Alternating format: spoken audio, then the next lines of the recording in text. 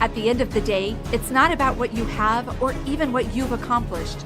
It's about what you've done with those accomplishments. It's about who you've lifted up, who you've made better. It's about what you've given back. Denzel Washington. Welcome to Inspire Vision. Our sole purpose is to elevate the lives of others and to inspire you to do the same. Susan, welcome to the show. Oh, thank you for having me, Doug. I'm thrilled to be here. I'm really pleased. This is going to be an interesting topic, and I'm excited to really learn about what you're doing and why you're doing it and so forth. I'd love for you to share with the audience your journey. What brought you to this point? And go ahead and take the time to kind of share with your life and how it all came to this point.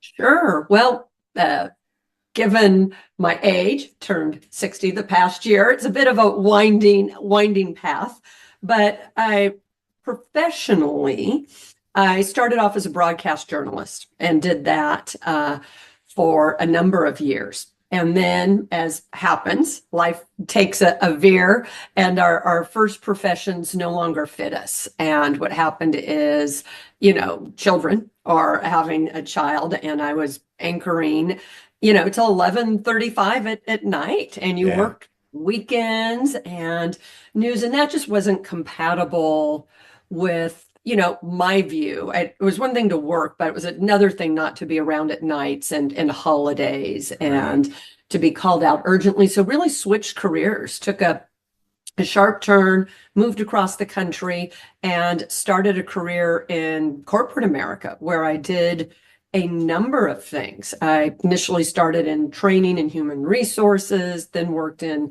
strategy, did some time overseas as an expat in a business unit in Asia, came back sort of really to work in HR, and fell in love with coaching, executive coaching, career coaching, business coaching within that, and really, really enjoyed that. During that time, I took up a hobby quite by accident of art journaling. Now that isn't, I have to always pause because that's going to be our topic. I'm going to ask you, I'm going to ask you that definition later on, by the way. Okay, perfect. I'll just say now, it's not about making art. You to get your head initially wrapping around it, think of what most people understand what a written journal is, or, keeping a diary. This is using art, crayons, paints, collage in that same way. So wow. Okay. Yeah. So it's never about the end product. It's what I call colorful, visual, right-brained way to journal. So deeply private. I started that during the last, 5+ years of my corporate career. And that also hit during the pandemic. And I realized art journaling was such a great way to tap into my inner wisdom, to process emotions, all that coaching experience I had and all the tools that I was fortunate enough to gain doing that professionally and certifications sort of really taught me to pay attention when you both love something and it's giving you insights into yourself and really guiding you. So the art journal helped me to recognize it was time to leave that career. Now, the art journal didn't say write a book about me, because that's what happened. Let's be clear. It's not like the Oracle. Life is not that easy. But it definitely started to show me that it was time for a change. And that was now 3 years ago. And in that path, I ended up, as I've continued doing both business coaching, meaning executive coaching and career coaching, but I got more into life transition coaching. The art journal continued to be such a powerful tool. I started to have clients do it, and then ended up doing a book about it, which is Art for Your Sanity, and an online training. And now I do workshops because it's so simple. And for the right people, right, we're all individual, can really be a major unlock in a fun way. So when you talk about transitions, okay, what are you talking about there? Yeah. So we all go as humans in this world through a number of life transitions, almost every 12 to 18 months. It could be anything from a career transition. That's one of the easiest for us to get our head around, to moving, right? A physical change, a relationship change. If you think of my story about when my husband, I realized after having my son that career no longer fit, right? Becoming a parent or becoming an empty nester. Those are what I mean by life transitions. It can also be losing a loved one or becoming a caregiver, empty nest, right? There's any number of them, but easiest way to think about it is you have ones in your professional life. You have various ones around your relationships. You have them around where you live. You have them around your body and the sort of stages of our body in many cases, what we can or can't do anymore. If we've ever had a diagnosis we need to work through. That's certainly a transition. Okay. How many times as you've done coaching, executive coaching or individual coaching, have you found that a transition has occurred because they've gone ahead and changed their mindset to the point that they're actually moving in an entirely different direction than what they had before, or at least they want to? Yeah. So in almost every case, in some of it, right? So it's in transition. There are transitions that can happen to us, right? Right. An empty nest or diagnosis or caregiving, or you lose a job. Those are ones that in essence happen to us. But in all the ones that we create, right? The ones that are sort of intrinsic, it is a mindset change, right? Yeah. You can get into a little bit of chicken egg, but anything that we're really initiating is a recognition that something isn't fitting. Now, sometimes, fortunately, you recognize an old way of thinking is no longer working. And as part of your new way, you start to see these behaviors in this life, the shell you're wearing, to use sort of it no longer fits. So any transition that we really choose has a mindset component, either at the very beginning or in order to make it, you have to switch your mindset. And, I'm fascinated by the art journaling because you're saying it's really art. Now, I'm someone that cannot draw, as they say, the broadside of a barn. Never been artistic in that way. I love photography, but never been artistic where I can sit and draw or any of that type of thing. So how do you start people? And I guess kind of explain what is art journaling exactly, and how do you help people to start that if it's something that they really don't have a tendency to have ever done? So those are the best people for it. And that was me. So I will go back to how it started and I'll explain why people who don't think they have any artistic ability, it's best for. And so my story with art journaling starts because I would have described myself and still do the way you are, because it's really not about making art that I'm going to show you. It's about play. And as I said, I was working full time, and one of my coworkers had and still has a whole side business as an artist, legitimately talented individual who sells her work. Her goal is to create work that people commission or buy. And some of us were saying what you just said, I can't paint a side of a barn. And she goes, oh, everyone, come over on a Saturday. We'll spend a couple hours. I'll teach you a little, teach you some shape. So Right. I'm one of about 5 people go over, right? It's a little maybe wine and cheese thing. It's a rainy Saturday and it's 2 hours and she's explaining the colors and there's some paints and I'm sort of in the corner and I make a huge mess. I mean, I'm not patient enough. My paints run together. I create brown, which is very easy. I have found out talking to artists. That's just an impatient person. And that fits me. I'm an impatient in general person, but I have a great time. And I love this brown splotch I've created. I actually take my little soggy piece of paper home. I hang it on my refrigerator, let it dry. And what all the coaching, what I tell everyone, right? This is that you got to take your own advice, is when you do something that you really love, that sparks that like little glimmer of joy or excitement, pay attention. Because as adults, we can go on autopilot. with routines or dismiss things. So I started paying attention. And at the time, we still had things in our house like crayons and watercolors, very inexpensive things. So I took out the crayons and just started playing with them.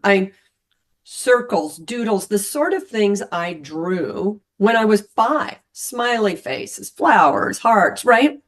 And then fast forward, why I love art journaling as a tool for art, for self-discovery, and why the people I work with have loved it. As adults, many times we don't do a lot of things for pure play and pure creative outlet. We may have a hobby, but in that hobby, many cases we're trying to get better, we're trying to improve, and there can be a lot of self-judgment there. Mm-hmm.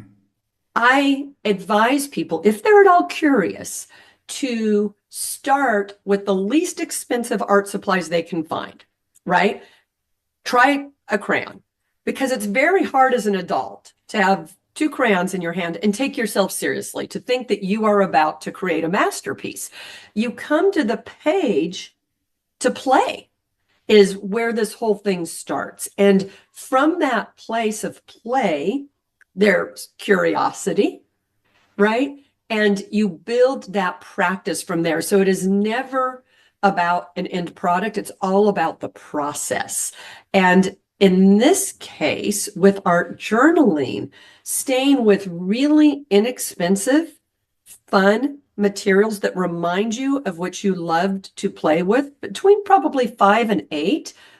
Research has shown that by about age 8 or 9, a lot of people who don't define themselves as artists or creative have gotten messages that they're not, right? They've either looked at someone else's page and felt discouraged. But this is about when you did it for the pure fun and joy, when you weren't judging whatever you love to doodle.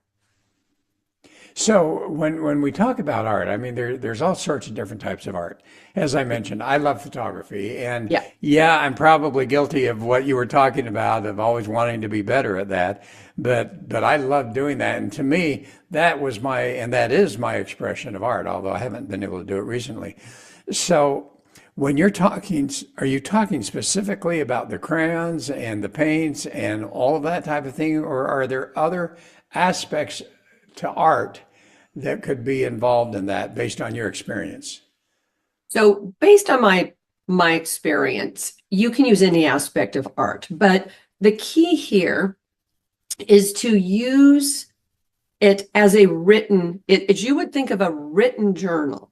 There are a lot of people who read about the benefits of journaling. Yes. Rather it's gratitude journaling or that, but many times either get hung up. I'll share that I still keep a written journal as well as an art journal. I have found both to be very helpful. So when I talk about art journaling, it's as much the right brain creative place for processing emotions, for a little outlet. It's like 10 minutes a day for tapping into inner wisdom.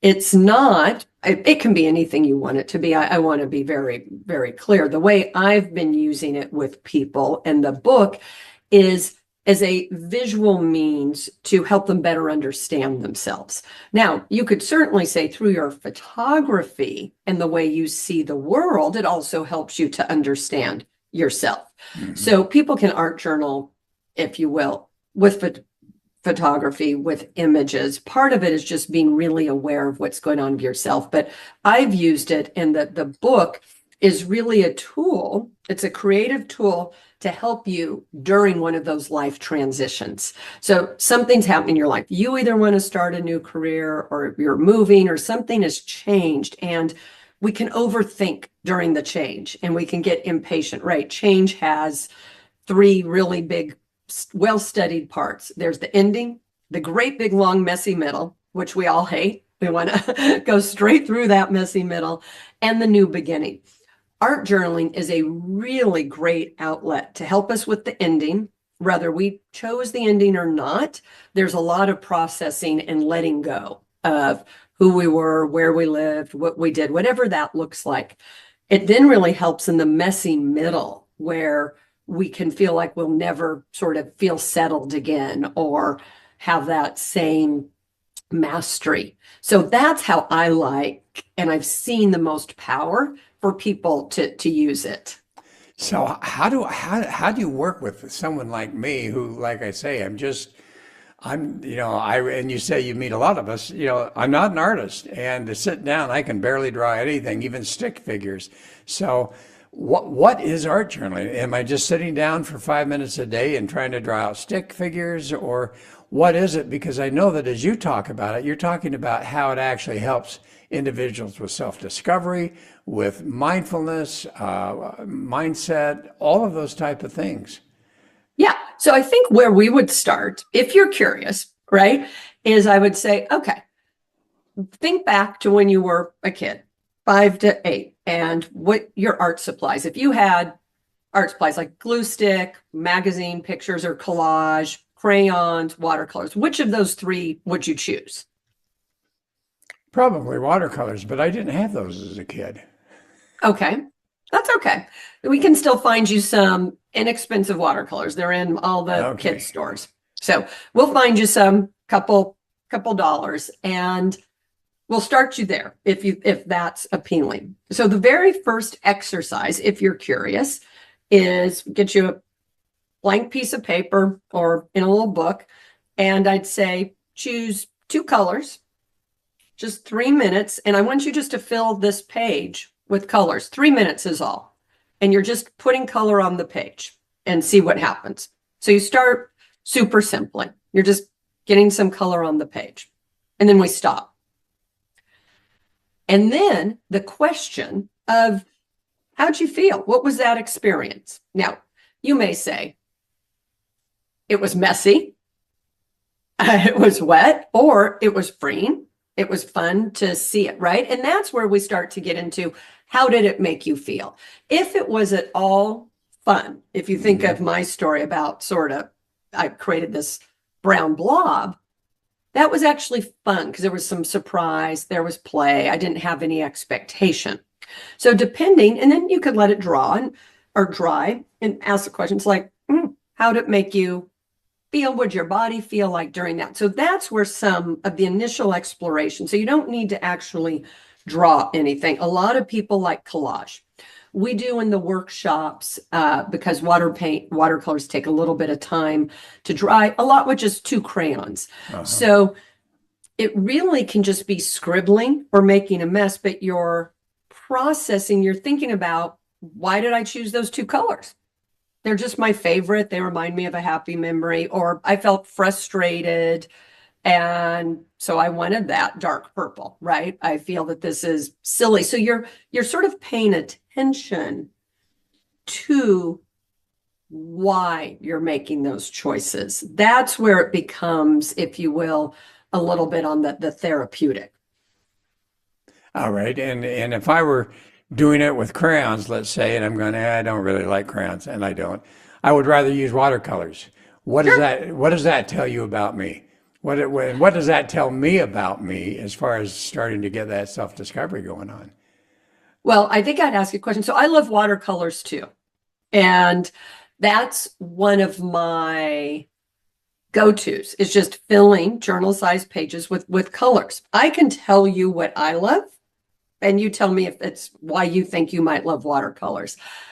I have found for me, what looks a certain way on the page at the moment is totally different when it dries. And there's a bit of surprise to me and delight. And it reminds me, it's an interesting psychological reminder that what we experience in the moment is really not any more reality a day later or 10 minutes later, right? Because the colors have softened and dried. Yeah. That's actually why I'm a pretty big fan of watercolors. But what about you? Because you've a few times gone to them.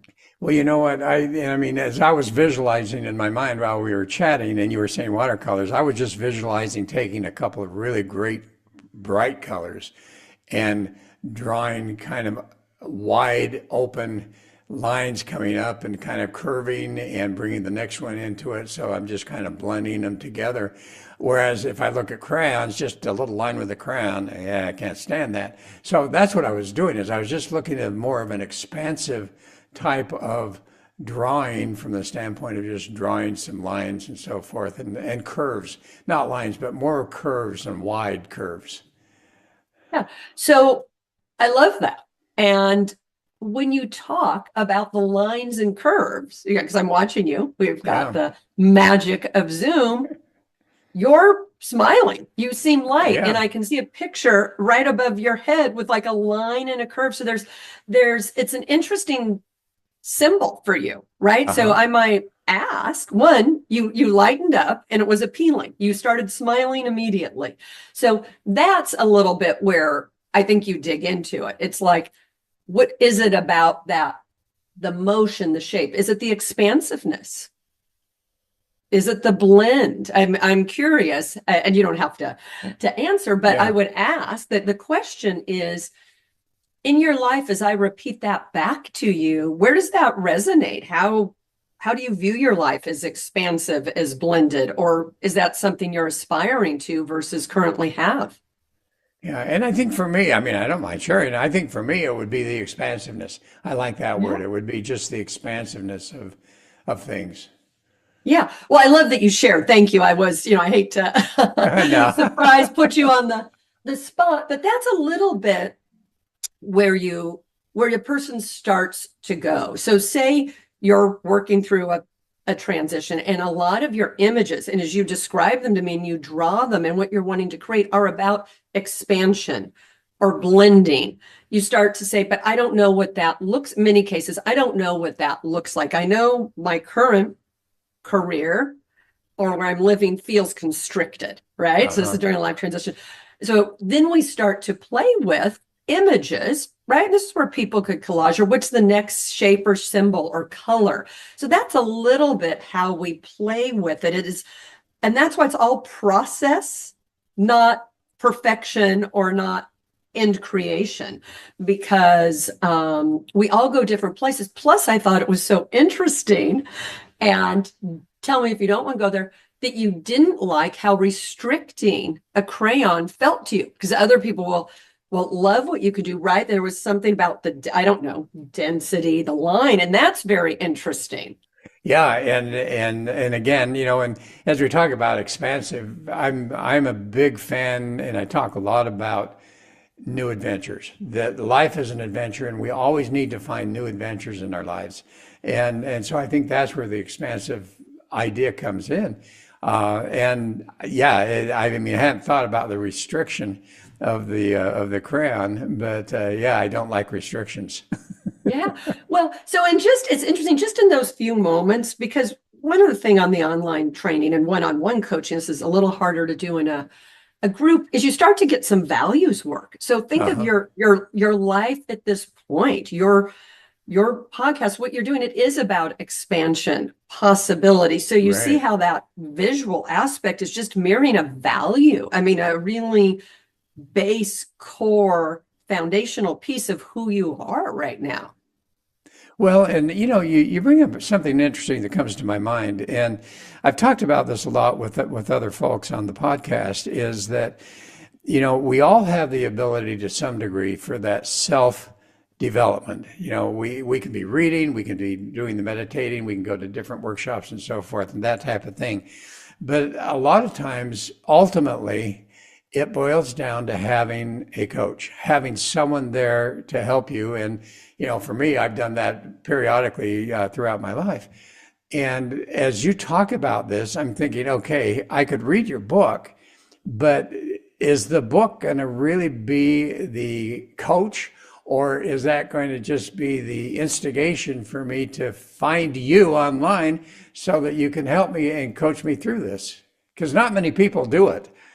Yeah. What I have found since the book has come out is it probably depends on how a person already views certain creative things. There are some people can read the book and start immediately. I have a free PDF on the website. They can download it. And if they're already sort of playing in that space, just run with it.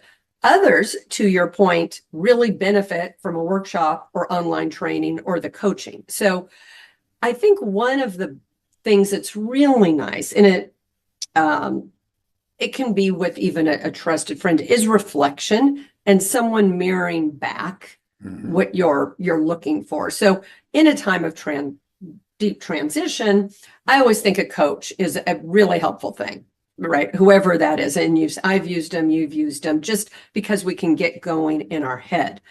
What I have seen the art journal do for people, and things hit differently, right? For different people, is over time really help people better understand their emotions. They may take to an art journal page feeling very frustrated or angry.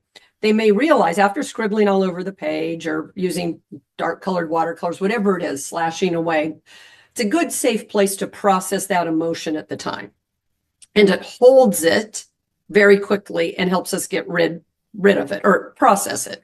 Yeah. Then you can go back. So I think there's some value just in that. And I think people can read the book or play with it and get that for themselves. So it really depends on what a person's working through, rather they want more coaching or do an online course.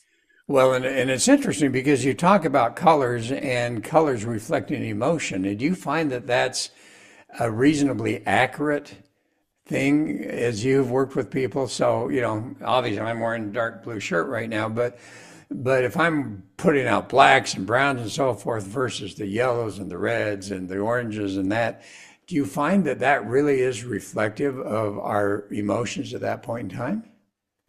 It is, but with the question. So I say if a person's at all curious, you need to bring sense of play and real curiosity, like if you want to give this a try to it, because we all have different color codes, like even culturally. So red, let's just use red. Red can be love.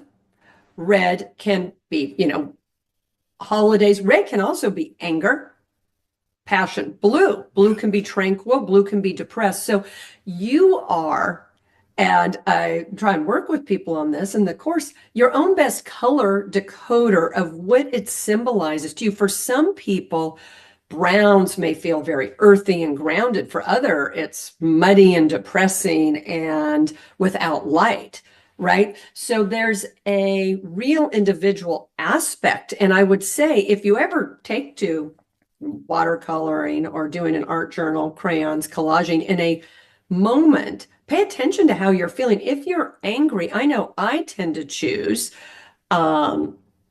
blacks, grays, purples, sometimes some red. For me, those colors, if I'm feeling really angry or frustrated, symbolize it. It's so interesting because when they dry in many cases, or you look at them afterwards, they can be quite mellow. They don't have that same power, which is why I sort of laugh when we use ourselves like we know, and I've drawn little screaming faces, what we're feeling at the moment. You look back, even a few hours, but certainly a few days or a few weeks. And it does sort of give you a sense of real self-compassion. And it helps us remember that our emotions, we're not our emotions. Our emotions are just like momentary visitors that we can process and move on from. So I also really like it for that. And people can absolutely do that without a coach. You can do that right now after listening. Well, so here's what comes to my mind. Have you, as you've worked with different clients, have you actually observed some major changes take place in their lives from a standpoint of mindfulness and habits and all of those types of things? I mean, can you see someone go from A to B and go, wow, that is amazing what they've been able to accomplish through the art journaling? Yeah, I think I have. One of the biggest changes I have seen, and I've seen it now in a handful of clients, is a much better understanding of strong emotions when they're coming through them, right? Irritation. 3 of the 5 people I'm thinking of were processing some work frustrations with this, like, something that triggers them every time, and it's the same thing. And they would scribble, use images, do that to process. And what each one recognized it in a different way. it was less about the other person and more about their fear of themselves looking bad, their need for perfection, their need for control, right? And it was really interesting because you could, as a coach, say to them, you know, what's this about? You could ask them that question. It was only through some of the images that I think some of the, if you will, fear, the current people I'm thinking of are three women. I'll tell you about the other two. You get a lot of that imposter syndrome. And so what starts is like frustration as they played with the images, started to uncover a little bit of, am I good enough? Is Yeah. this about me? And when it happened more visually and we worked through it, it was a much bigger release because then when the whoever it is, right? We all have the perpetrator, the challenger out there. When it would occur again, instead of trying all these ways to parry the person, what would work is some affirmations and recognizing I'm successful. This is not about my competency, my job. And it really lessened that emotion in that case. So you asked there. The other, it was interesting because like 5 different people popped up, but they sort of split, and I won't bore you with that. The other 2 examples were really about the need for a change to come, right? That was, I talked earlier, I used the analogy of a shell, but one of the people was using a shell that was too small, right? If you think of like sea creatures, when you outgrow and you just needed a Right. new shell. And the images that kept choosing, they were doing a lot of collage, and shells are just circular. It was like wanting to expand. You know, if you think of almost where you started, it's like I need to get out of this confine. So those are a couple of examples where imagery, and these weren't long sessions. These are not years, not even months. I mean, within the case of a month or 2 of doing it, but they were all working through sort of a repeated sense of, whether it was frustration or stuckness. Well, and you talk about imposter syndrome, and I appreciate that, the definition you gave is the well-known one. I've come up with another definition that I've shared a Excellent. couple of times, and that's when you're living someone else's life. Oh, When you're absolutely. living the life of your family, your parents, what all these expectations are. What have you found when we look at that? And also when we look at the fact that in that case, most of them are not really recognizing or living their true values. And subconsciously, they don't know why they're unhappy or frustrated or angry. But yet, if you get to it, the values that are genuine values for them, they're not living them. They're not really being who they are. Have you found with your experience with working with people through the art journaling that you've been able to help people to discover their true values and to actually discover that, you know what, this is not the life that is truly me? Yeah. So thank you for that definition, because you're absolutely right. I worked with so many people, even back when I was in a corporation and I was doing, it was so sad sometimes. I would be doing executive coaching with an up and coming female in finance. This was a number of years ago, and she was trying to get to the next level. And we're talking about how to unbreak, and we're talking about values. And what comes out is, her dad always wanted her to go into something safe. She would have loved to have been an animator for Disney. And the only reason she'd built an amazing career, but was struggling to get to that next level. And I'll answer how it comes with art journaling. But what you said is so common, that we end up living the life. We turn around and we are living a life that through society, our family, how we grew up, we thought we were supposed to live, and we don't even know, because until later in life, that it doesn't fit us. And Right. so art journaling can be hugely powerful, as can any form of counseling, meditation, right? When we end up living a life that is not true to our values, and so many people end up there. And at different points, I think we all experience aspects of that, and it's part of growth. And so it's okay.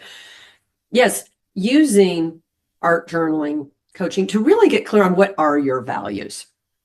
And then to work through the fear, because it can be so paralyzing. And the navigating transitions work I do, we talk about this triple threat of like community expectations, family sort of expectations, and then like what you've sought and how you break free of that and really challenge, you know, what you want versus how everyone sees you. So art and the images of breaking out of shells, of building a foundation, if you will, based on your values, right? What do you value?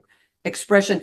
And part of it is, how does that value show up for you? Like I could say authenticity, and you could say authenticity, but could look different to each of us, right? Or integrity. And so it's important to put either words or images with that. You know, I'll keep going back to your first answer about what you would watercolor, right? Blended arches, things that go to expansion. That sounds like a person who wants to look at a lot of possibilities, not shut things down, be open-minded, right? Right. But that could show up differently for different people. Well, and you know what I find is really interesting is that, you know, here's a methodology that you have developed that's worked so well for you, and that you've been able to reach people who have somehow connected with that perspective and that approach, and you've been able to help them. And what I find interesting and why I'm doing what I'm doing with all the different people that I talk to is because everybody has a slightly different approach. And what I find is I'm starting to play golf again, and I am not a good golfer, right? And so I'm watching YouTube and all these things and all these different people talking about do it this way, do it that way. And so I've been trying and practicing and so forth. And finally, I watched a video that was like, you got to be kidding me. That is so not how people would tell me to do it. And I went to the range the other day, and sure enough, the way I was holding the club and how I was doing the whole thing, it all of a sudden started working for me. And I thought to myself, you know, it's so true that as individuals, we need to find that methodology, that approach that resonates with us, that connects with us. And I love the fact that different people have come up with different approaches and been able to find people who that resonates with so that you can help them. And that's exactly what you're doing. Yeah, I love the way you describe that. Gosh, that golf, it makes me want to take up golf so I could come up with that analogy because it's such a good example in that sometimes it's just a tweak, a different way of explaining it, a different process that fits us, right? We are each so unique, but we're tied with a common desire to be happy, right? Quite honestly, but the way we hear things, the way we interpret things, what speaks to us is so deeply individual. And, that's one of the things I love to tell people. It's like, if you're at all intrigued, try it. If it's not for you, no real money loss, no real time loss. This is not what I love about art journaling is it's low barrier to entry. And Yes. so if it doesn't spark any joy or curiosity in you, don't worry about it, right? This is not a should. This is for the people it works for, it is freeing and liberating and terrific. For someone it doesn't speak to, it just doesn't speak to, and you can move on with no guilt. It's not like, oh, I bought all this expensive exercise equipment and it found out was, it's like you bought, couple dollar thing of watercolors or a few crayons. It's very low barrier. And I think that's really important because you want to start with a lot of play and curiosity. Oh, amen to that. Well, if you were to share with the audience just a very short message of what you would want to have them gain from this podcast today, what would that be? Okay. Well, I think from today's podcast, it was a great conversation. I love your questions. It really is, if it has sparked any curiosity, just give it a try. Don't overcomplicate it. Just play with it. Start playful, ask yourself a few questions, think about how it feels, have some fun, 10 minutes. And I think allowing yourself that little bit of play and curiosity is really important. And I don't think we take enough time in our day to do a little bit of play. And that's specifically with the art Yeah, journaling. very specifically with that. But I mean, I would even challenge you if the whole time you're listening to this, you're thinking, yeah, I want to go bang on some drums, then you should go bang on some drums, because that would be a glimmer. So not that I want to take people away with it, but I don't think we should ignore our voices when we get a little excited about doing something. Because to me, that's the true definition of expansion, is to follow that voice when you get a little bit of that joy glimmer. Oh, I love it. So how do people find you, and how do they find your book? And reiterate again the name of your book so the audience knows who it is. It's Art for Your Sanity, and you can find it anywhere you buy books. My website's the easiest way to find me, and it's just Susan-Hensley.com. And on it, there's like a starter. There's the free guide, how to get started. You could PDF, it's PDF you download. Books there, video, online course. That's all there. Fantastic. Well, Susan, thanks. Thank you. This has been a fun conversation. Yeah, I've thoroughly enjoyed it. Thank you. And yeah, you do have my curiosity up a little bit as I start thinking about watercolor. Oh, perfect. Give it a try when you have a few minutes, maybe one day after golf. Well, I have to try that. And if I don't like it, I'll just send it off to my grandkids. Exactly. They would love it. They would love it. All right. Hey, well, folks, thanks for listening. And again, Susan, thanks so much for being on the show. I really appreciate it. Thank you. It's been great. You bet. And folks, hope you join us again soon. This is Dr. Doug saying namaste.